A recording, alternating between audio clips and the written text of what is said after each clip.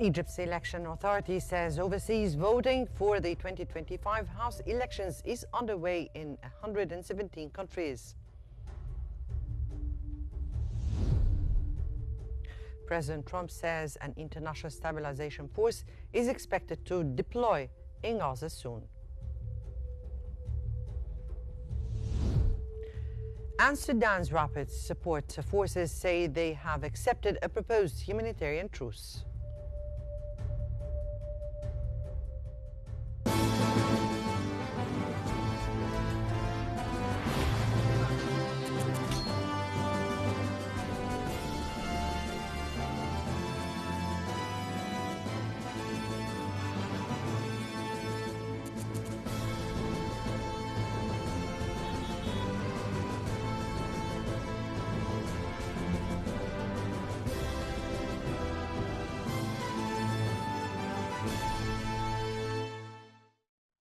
These were the headlines, the news in detail. Egypt's National Election Authority says overseas voting for the 2025 House elections is underway across 117 countries with 1,139 polling sites, following full coordination with the Foreign Ministry. The NEA says its Central Operations Room is in direct contact with ambassadors chairing overseas polling committees in 117 countries. By 10 a.m. Cairo local time, 105 sites had opened, with Los Angeles scheduled as the last to open today. The authority says embassies received training on managing polling and upgraded IT systems linked to the voter database, enabling verification via the 14-digit national ID. This phase covers citizens registered in the 14 governorates of Stage 1. And in Kuwait, overseas voting began at 9 a.m. Friday, marking the first day of balloting for Egyptians abroad.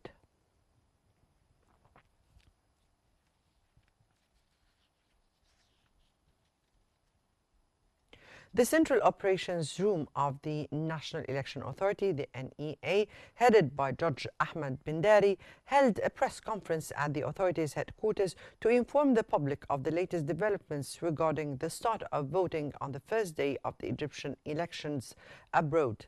Judge Ahmed Bindari, head of the NEA's Central Operations Room, held a video conference call with the heads of the subcommittees abroad, including ambassadors and members of diplomatic missions, to brief the public on updates concerning the commencement of voting on the first day of the Egyptian elections abroad.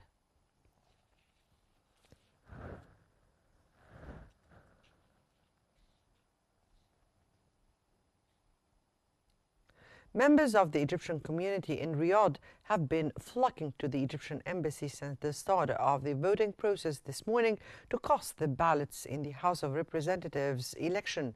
The embassy has ensured that all necessary facilities are available to voters and has made all required preparations for the electoral process in cooperation with the Saudi authorities to make it easier for Egyptians in Riyadh to cast their votes and choose the candidates in the parliamentary elections.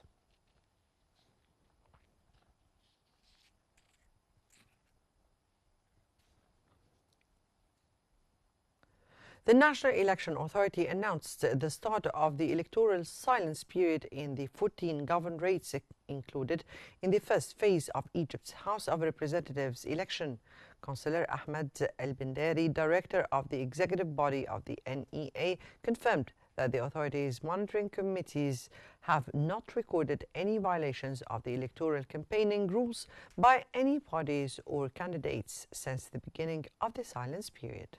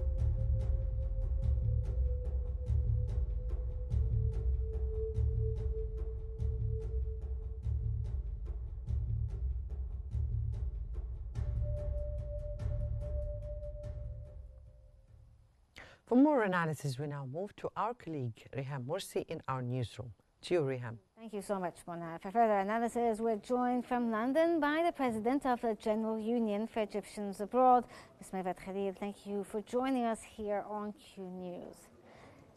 Let's start off by asking you, how is the General Union of Egyptians Abroad supporting the national elections authorities overseas when it comes to the voting across 117 countries?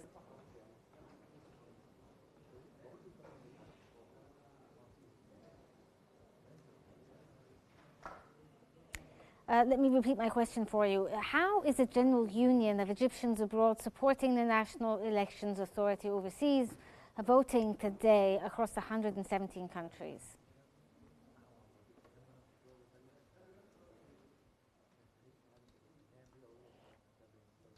Ms. Meved, are you with us?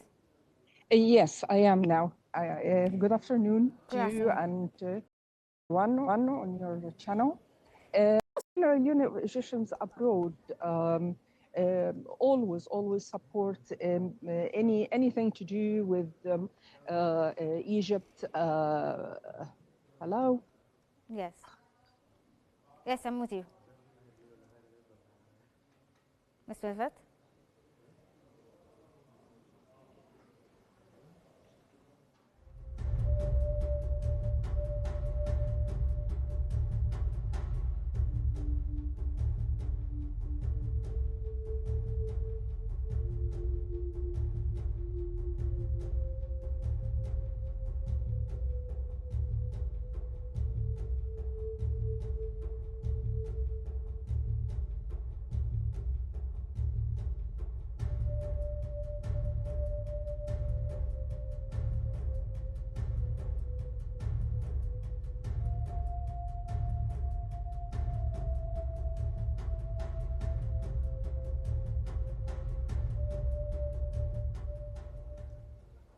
Well, Ms. Meved we're still attempting to get through to her, but she's not with us right now. We're going to discuss the idea of polling and the elections abroad and how this affects Egyptian expatriates abroad.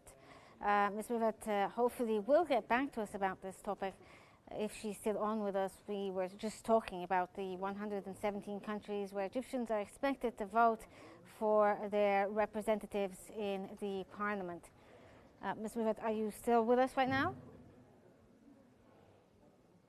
Well, let me give you some background information there about the elections. Cairo says overseas polling has opened in waves to match the local times, with a total network of 1,139 stations linked to a central operations room for real-time follow-up. The National Elections Authority confirms full coordination with the Foreign Ministry, including training committees and upgraded IT systems to verify voters quickly and keep lines moving. Officials add that participation is notably strong in several Arab capitals, reflecting high engagement from Egyptian communities abroad. Today's vote is part of the first phase, covering 14 governorates, with expat balloting scheduled for the 7th to the 8th of November, before voting begins back home next week. Authorities say the goal is a smooth, accessible process that encourages every eligible citizen to take part and have their say in shaping the next parliament.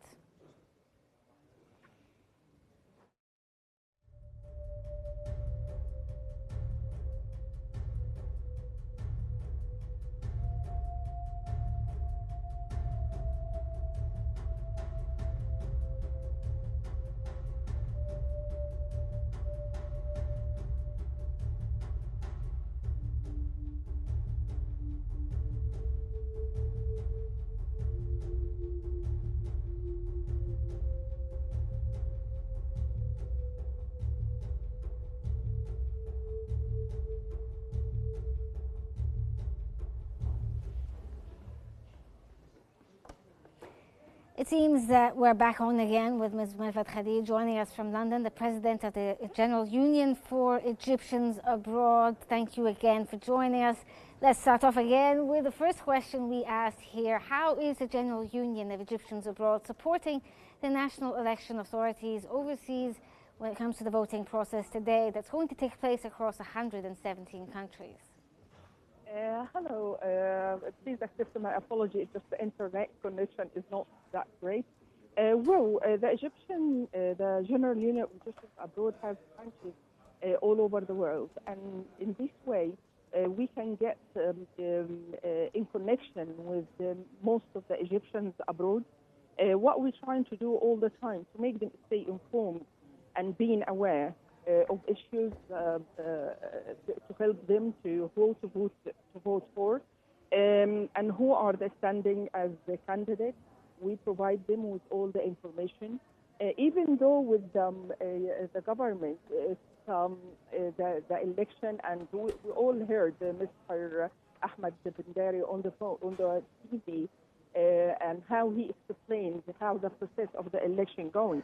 And even though we help some of the candidates to campaign as well, because most of the time we have from the Egyptians abroad or the union, we have some candidates in the election, and we're always proud of them that they put themselves out to help people.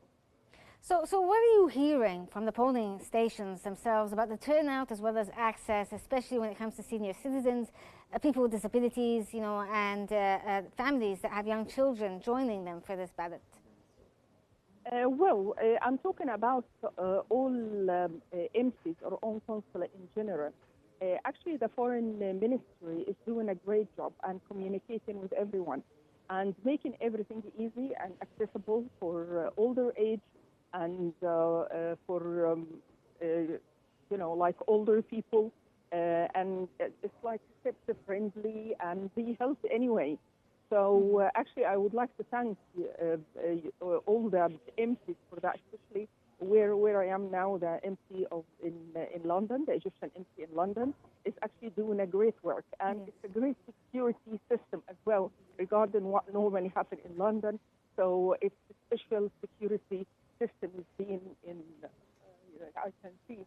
Well, part of the process as well there of making things easier for the Egyptians living abroad when it comes to voting is the speed of it. When it comes to identity verification as well as IT systems that are working in place right now for the balloting, what kind of process are we seeing and what kind of technical issues may the voters face when it comes to checking the ID of the people that are coming in to put in their votes? Well, actually, it's so easy. I've been inside. I only took about 3 minutes maximum between checking my ID and giving me the ballot papers, and I did the voting and I went out. Of course, there was a restriction about using mobile phones inside. They had to take the mobile phone outside before I entered the room, just for the security and for the privacy of the election. And it's so easy. And normally, if there is any issue occurred, they sort it out in a few minutes, not more than that. It's good to hear that things are going smoothly and quite fast. Now, what about the coordination in the place with host country authorities? Did you see queues outside? What about security as well as entry into the embassies and consulates? You spoke a bit about London, but overall across other balloting stations, do you think that things have run smoothly with the host countries?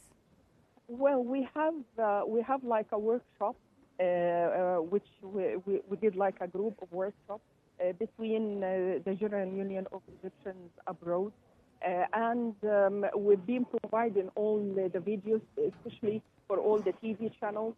So I can see from all over the world, especially Gulf area, Kuwait, Saudi Arabia, Oman. I can see hundreds and hundreds, if it's not thousands of people, and everything is going really smoothly. It's I can't see anything happening. The people really, they are following the queue, and I don't think there is any kind of emergency going to happen or anything. Everything is under control. Well, it's good to hear that things are running smoothly, but assuming there may be problems, if there are, can an expatriate file some sort of complaint or observe, if they observe any issues? What official channels can they use to report it, and how quickly could this problem be resolved? Well, we have someone from the General Union of Egyptians Abroad. Normally, it's the head of the branch. in any of the countries, and he's there to observe. And plus,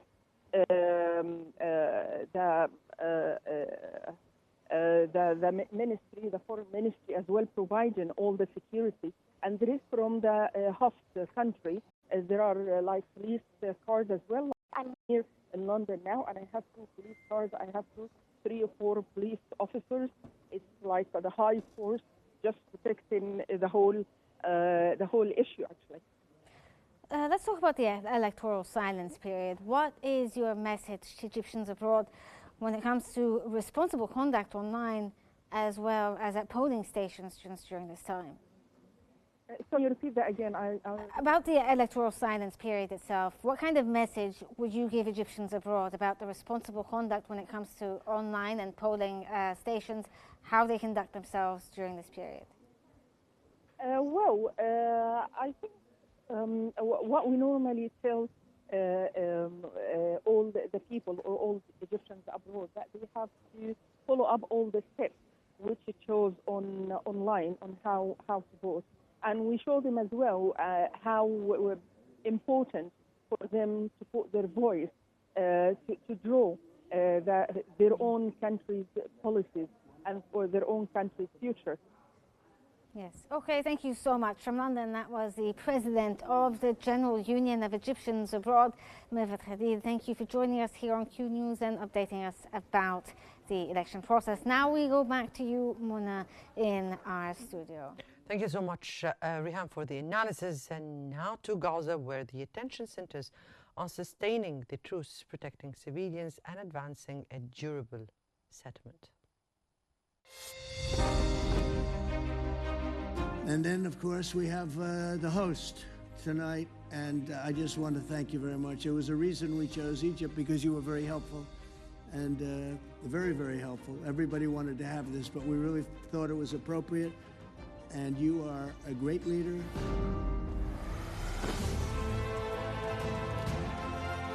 And he's a fantastic man and a fantastic general, by the way. But he's a great president, and I want to thank Egypt and all of your representatives for treating us all so well. Thank you very much. U.S. President Donald Trump said he expects an international stabilization force to deploy in Gaza very soon. Speaking on the Gaza file, President Trump said plans for a multinational stabilization presence are advancing and could move on the ground in the near term, framing it as support for the ceasefire, aid corridors, and security enforcement. He gave no timeline or troop composition, with details still under discussion among partners.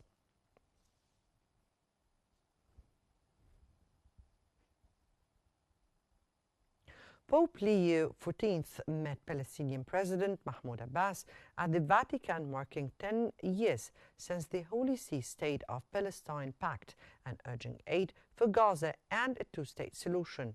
At the Vatican, Pope Leo XIV and President Mahmoud Abbas commemorated the 10th anniversary of the comprehensive agreement between the Holy See and the State of Palestine.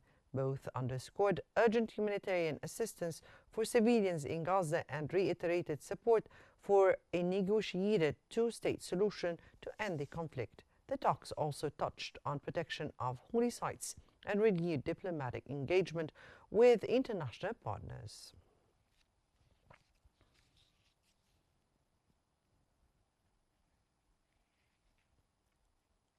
Palestinian Prime Minister Mohammed Mustafa urged international backing to let the Palestinian Authority fully assume responsibilities in Gaza, restore unity with the West Bank, and support rather than replace Palestinians' role.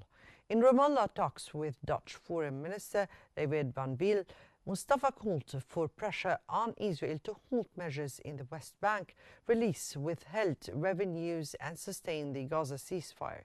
He welcomed Dutch and EU support, including the New York Declaration, the International Coalition for a Two-State Solution, and humanitarian aid, while stressing that the PA governance must be enabled in Gaza alongside West Bank unity.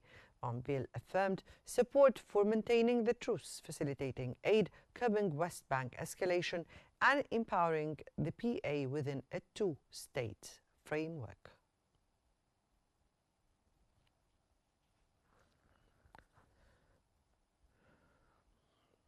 Russia's foreign ministry reaffirmed support for a comprehensive solution to the Palestinian question under UN Security Council resolutions backing an independent Palestinian state and a sustained ceasefire in Gaza to enable aid and talks. In a statement, Moscow restated its stance that a final settlement must be grounded in international references and UNSC resolutions leading to a sovereign Palestinian state living in peace. The ministry called for a lasting ceasefire in the Gaza Strip to ensure unimpeded humanitarian access and to create conditions for renewed negotiations among the parties.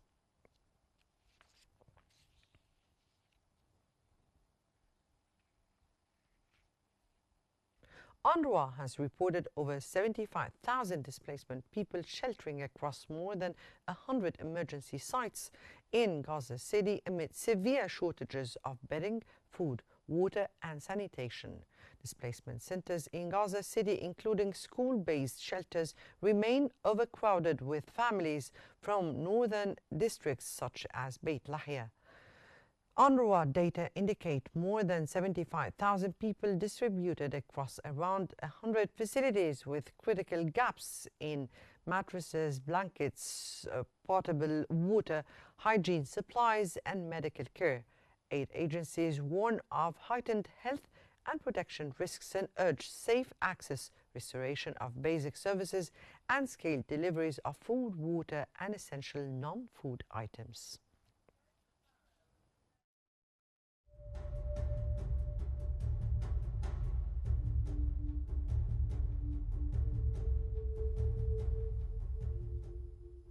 The UN Human Rights Office urged Israel to halt mass demolition orders in al-Khair, warning of forced displacement in the South El-Khalil Hills. The OHCHR said the 28 October orders target 11 homes and key infrastructure in the Bedouin communities of al-Khair, threatening a new wave of displacement amid long-standing permit barriers, prior demolitions, and rising settlers' violence. The office cited unchecked outpost expansion near Carmel sediments and noted a 2024 ICJ conclusion that coercive measures creating displacement constitute forcible transfer and a war crime. The OHCHR called for immediate suspension of demolition enforcement against illegal outposts and protection of civilians.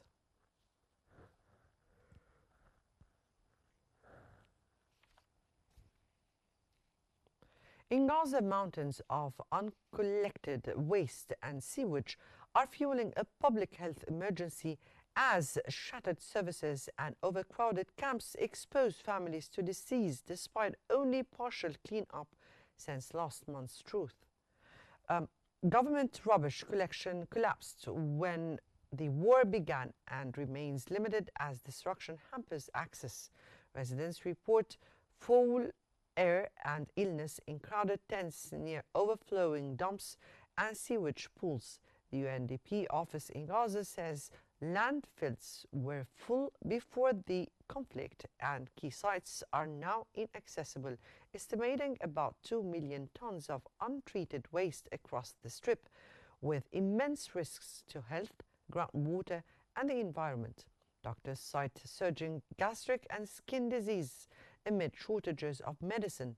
The United Nations is drafting waste management plans, including potential waste-to-energy options, but says immediate access to heavy equipment and machinery is critical to begin large-scale clearance.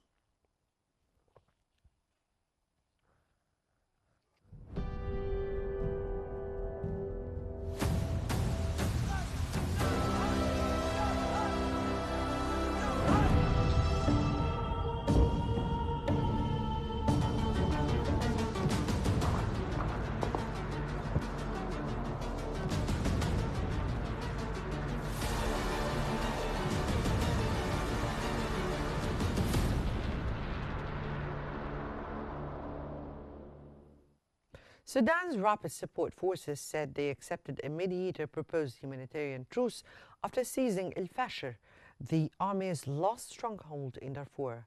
The RSF announced agreement to a humanitarian pause following its capture of El-Fasher, a pivotal city in North Darfur amid a war with the Sudanese armed forces now in its third year. Mediators are seeking guarantees on civilian protection, aid access and ceasefire monitoring. An official response from the army and details on timelines, corridors and verification remain pending as agencies warn of acute needs across Darfur and Kordofan.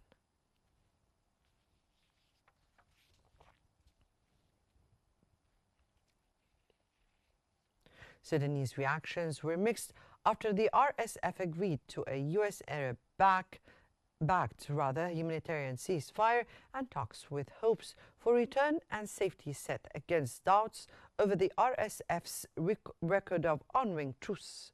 In Tawila and Durman, displaced families and residents voiced guarded optimism and skepticism as the RSF accepted a mediator proposal for a humanitarian pause and talks on ending hostilities. The army had yet to issue a formal response. The move follows the RSF's capture of famine-hit El-Fasher, tightening the hold over Darfur. Mediators backed by U.S. President Donald Trump's administration and Arab partners are pressing for verifiable corridors, civilian protections, and a monitored timeline amid repeated ceasefire failures over the past 2.5 years.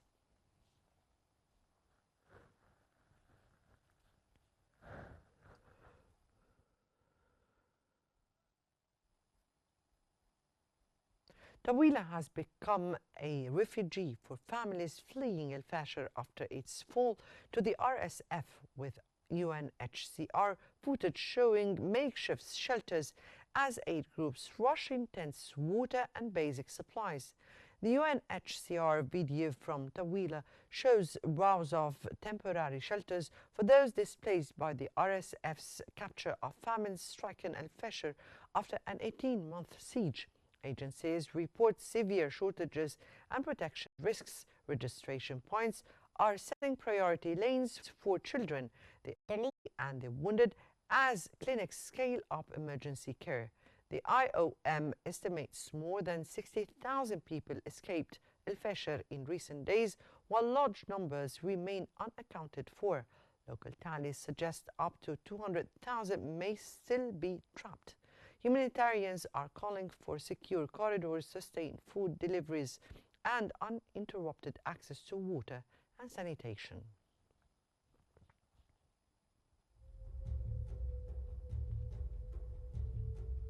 That brings us to the end of our news bulletin, but before we wrap up, here is a recap of the top stories making headlines this hour.